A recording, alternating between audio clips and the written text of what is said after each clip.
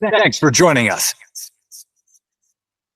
Talkline Network Radio, America's longest-running Jewish broadcast network, the voice of the Jewish community.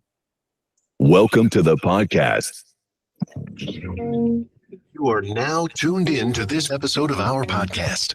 Today, we are going to interview some of the greatest and most influential minds in our field. And now, please welcome your host. You're listening to Talkline with Zev Brenner, America's premier Jewish broadcast on the air since 1981. And we're back. It's been a while since we last had Dr. Ben Chouake. He is the president of Norpac. They do amazing work in making sure that the American-Israeli alliance is strong. And they, up until COVID, they brought thousands of people to Capitol Hill to meet with almost every senator and congressman. COVID changed that, but now they're back in business. Dr. Ben Chouake, thank you for joining us. Thank you for having me, Zev. Very nice to be here. So for those that don't know, can you explain what Norpac is or what it does? Norpac is officially a political action committee. We are devoted to strengthening U.S.-Israel relations.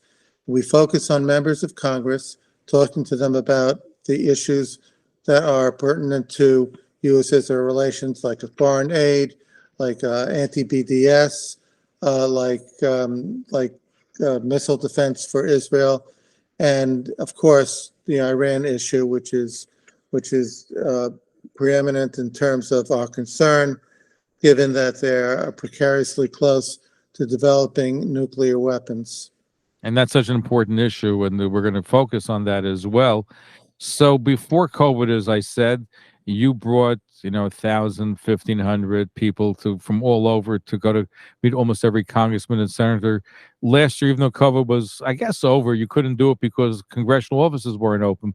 So this is the first year in 3 years that you're able to, or 4 years that you're able to actually bring people down to Washington, D.C. to meet with congressmen and senators. Yeah, the last 2 years, we did a lot of Zoom meetings with members of Congress. We had a mission by Zoom, which was nice, but at the end, it's like having a wedding by Zoom. It's nice. It's a substitute, as you have to have a substitute, but there's nothing like meeting people in person. And looking them in the eye. Looking them in the eye and explaining things to them and seeing their body language, selling your talking points, explaining the truth of the situation over there, rather than getting it from all kinds of media that are biased against Israel. You can really undo a lot of media disinformation that people get in Congress in one short session. You can undo 5 years of bad information. People trust you, they believe you, you come down as well-spoken, respectful, credible, and you show up. One person making a phone call makes a difference to a member of Congress. An email makes a difference to a member of Congress. A person showing up in Washington is like 10,000 voters. The impact is enormous, but the effort is also there. So you have to go, you have to come. Our mission is May 10th, and we need people to join us to advocate for Israel. In the truest sense, this is Pekuat Nefesh. This is saving lives. This is defending our homeland, and it's highly effective, guaranteed. And what you said, Dr. Chouake, is so important is that when they see you on the telephone, when they see you on a Zoom session, hear you on the telephone, it makes an impression. When they know that you took off a whole day to be with them, that speaks volumes. So they take you even more seriously than a Zoom call or phone calls. When they actually see people coming and they see 1,000 or 1,400 people showing up, has even a greater impact. And you have a lot of college kids and even high school kids that are coming. Right. We have college students, although the date is tough for them, May 10th.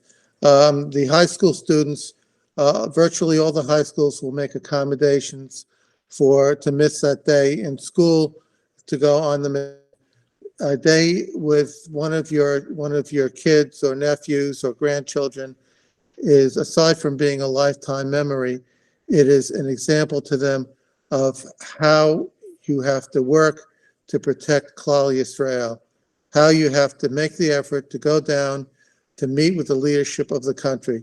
There is nothing like it. It is a lifetime memory and a lifetime example. And by the way, I've taken my children on some of the Norpac trips.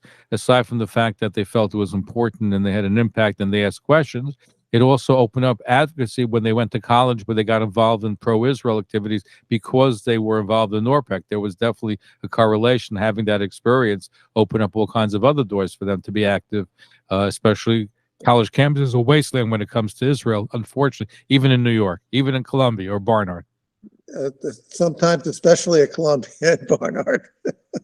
A very, very well placed, but but then my daughters have been active in Barnard in the pro-Israel movement, and it needs to be done because even a place like that, you have anti-apartheid week, you have professors that are woke. They've even had a situation where my daughter was in a dorm. We had a Palestinian woman who's in charge who talked about the Zionists and they got away with it. So I mean, we spoke up, but the point is, though, you need that activism, and going on Norpac, especially a younger person, reawakens and gives them some of the skills that they need for later on.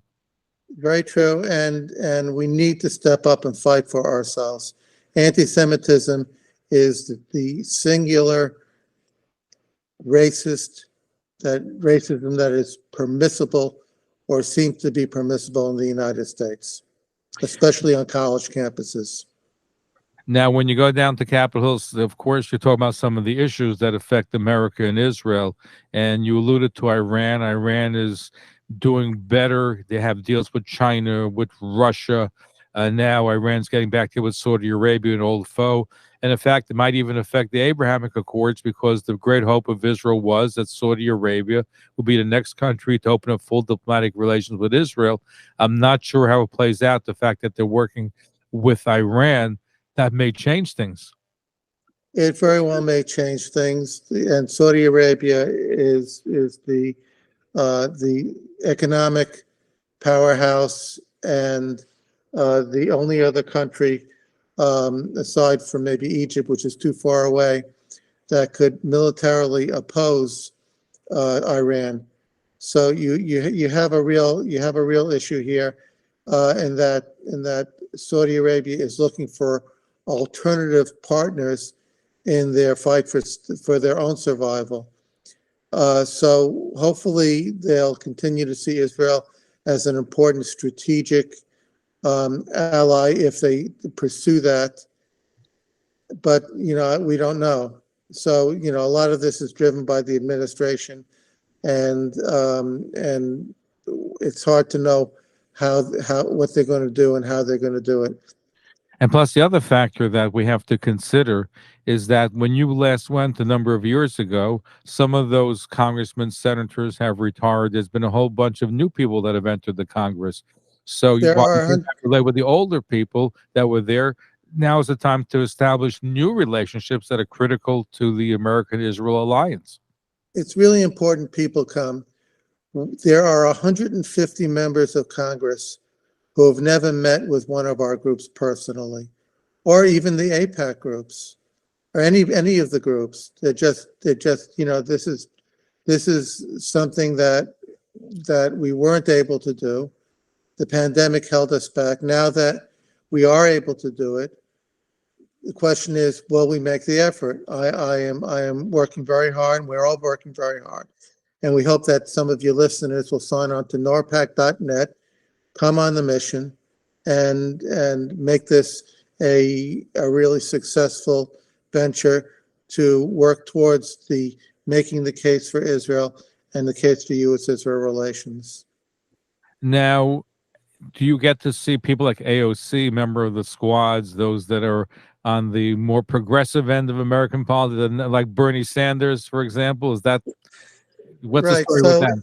So we don't push specifically hard to meet with the members of the squad specifically, because if you're an anti-Semite, there's not much you can say to those people. They have a visceral hate for Jews and for Israel. If they want to meet with us, we'll meet with them. We met actually with Omar's office last year, and we met with Bernie, not last year, but the last time we went in 2019, and then we went, and then Then we actually we get meetings now with Bernie Sanders. You know, we met with every single member of the Senate except him for a lot of years.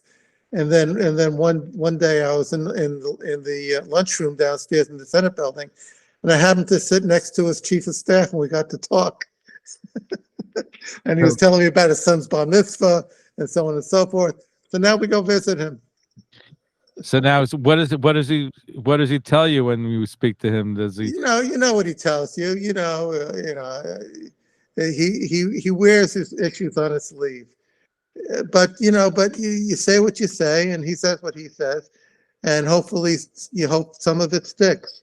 The fact that he sees people that care and that have a different point of view, and he's a very thoughtful person, very smart man. You never know. You never know with this stuff. Keep the dialogue open. Dr. Ben Chouake is the president of Norpac, and they have an annual mission to Washington, D.C. This year taking place May 10th, where they meet with almost every congressman and senators to advance the American-Israel alliance. Every year, I know, Dr. Chouake, you say this year is so pivotal, so important, the things going on. But this year is very important, and I know with the Iran deal, also even our country. What I read before Passover holiday, the United States is interested in going back to do some sort of a deal with Iran to supposedly contain their nuclear weapons. So I don't think anything is happening right away, but I know there's the will of this administration where they would like to re-engage with Iran. Well, look, everybody wants to find a way to prevent them from getting nuclear weapons. And I think that if that's the end goal, fine. Okay, Dr. Ben Chouake is here with us, and you were saying. Yeah, I was saying it's an important year. The people who are antagonistic to us are very very strong, and they're very active. The question is, will we step up to the plate, and will we defend ourselves? Will we defend our homeland in Israel? Will we defend the U.S.-Israel alliance and our own country? Because in truth, what's good for Israel is good for America. That's always been true. And we are good Americans, and we are Zionists as well. Hopefully people will come. We are asking you to come. And God willing, we will see you in Washington on May 10th. Norpac.net, you will be very grateful you signed up and did this very important mitzvah. This is Pekuat Nefesh. Before I let you go, Dr. Chouake, we appreciate you being here with us. Were you disturbed? Were you surprised by the latest survey that showed that for the first time in the Democratic side of the political spectrum, there's more support for the Palestinian, for Israel? On the Republican side, I think it's still pretty strong. But on the Democratic side, the numbers seem to indicate there's been a shift of public opinion. Well, okay, so that was a little bit of a interesting poll. They asked about sympathy and things of that nature. My sense is that certainly on the Republican side, the Republicans are very, very pro-Israel. You have a lot of evangelistic Christians. This is a core issue for them, very visceral, very devoted, and that's great. Democrats also, I think, by and large, are very pro-Israel. If you frame a question a certain way, you'll get different answers. But by and large, the vast majority of Democrats, at least in Congress, are inclined to support U.S.-Israel relations. But very important that we get there and we explain our positions, because they are hearing a lot of untoward things that are untrue. We need to give them the facts. We need to give them a connection. This is what we do. You have to show up, though. I hate to quote Woody Allen, but but he did say a good thing. 90% of life is showing up. No, very true. Listen, before his anti-Israel days, he had some good lines and he had some funny stuff. I mean, we got to be honest about that. Yeah. But we need help. So people have to sign up, and people take off days. You have buses leaving from all parts of the city in New Jersey. We have buses leaving from all parts of the city, in and out in one day. Very, very modest charges. We subsidize admission. If you have difficulty with the fee, then by all means we will discount it even more for you. Students go very, very cheap. Adults go very cheap, and it's a great day. All the meals are provided. All the transportation is provided. We send you all the information ahead of time so you can read it and you know what to say. And we have one-pagers for talking points. It's a great day, and you have the best chance of being effective for your people. This is it. Citizen advocacy. Nothing like it. Nothing like it. Now, also throughout the year, Norpac has different events. We have different elected officials come. You get involved in the presidential elections too. Do you have the candidates also coming to Norpac? The presidential elections, less so. We have our members get involved with those elections, but and we have in the past. It depends on who's running. If you have two good people running or two people who are good on the issue, it's less compelling. The Congress is easier access. The presidential races have taken mega proportions, and it's almost a billionaire's game now. And we do get involved, but mostly we focus on the House and the Senate, which is highly effective and have very long-term relationships, sometimes for 25 years or more. Is that changing because there's been a whole new crop of new senators, congressmen? Some people have been there for a long time, have left, retired, or well, new relationships is always important to do, but we also concentrate on our current.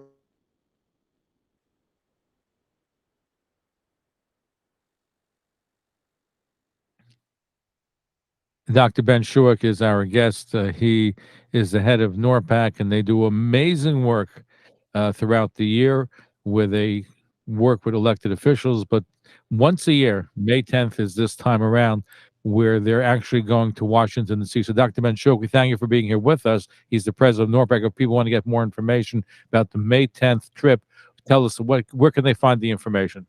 Go to norpac.net. And you'll have the website, and you'll have a phone number there you can call as well if you need more information. There's a lot of nice stuff on the site, including information for student education and recent events that we've had in terms of our yearly throughout the year, parlor events with members of Congress. We host about 40 members of Congress a year in our homes. It's really it's a very engaging and inspiring group of people that you would become part of. Anyway, thank you for joining us. Thank you for having me. God bless you. Thank you for tuning in to Talkline with Zev Brenner, America's premier Jewish broadcast, the pulse beat of the Jewish community. For continuous Jewish programs, TalklineNetwork.com, or our 24-hour-a-day listen line at 641-741-0389. For past shows, you can find us on iTunes, Spotify, Amazon, YouTube, Instagram, and all major podcast platforms, or jewishpodcast.org. Thanks for listening to the TalklineNetwork.com. Follow us on Facebook, Twitter, and Instagram.